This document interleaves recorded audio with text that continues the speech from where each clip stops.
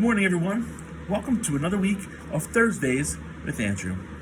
So last night, we talked about this thing called the gospel, the good news of Christ. And it got me thinking, every time in our lives that we have such great news to share, we can't wait to shout it to our best friends, to our parents, to our neighbors, whoever that wants to hear it or doesn't want to hear it, but we're going to tell them anyway. Like, my son loves coming home and telling me when he gets his favorite book from the library, when he gets a good test on a grade, or my daughter Abby loves telling me when she gets to have success in reading a book or whatnot. And these are awesome things. So I'm thinking we have quite possibly the greatest news ever that we could share in the gospel. And sometimes we keep it for ourselves and we don't share it. So we talked about three things about the gospel. First is the gospel is all about Jesus.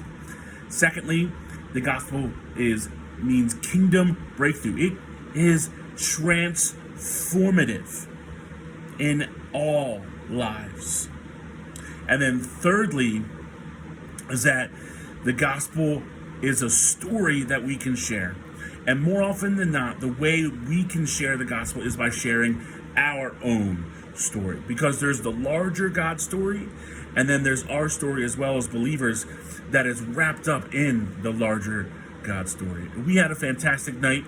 We shared some of our stories with each other, and it was such a sweet time.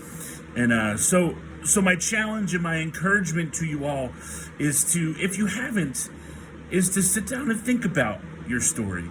Write it down even. And maybe come back to it a couple years later and see how God's been moving in your life.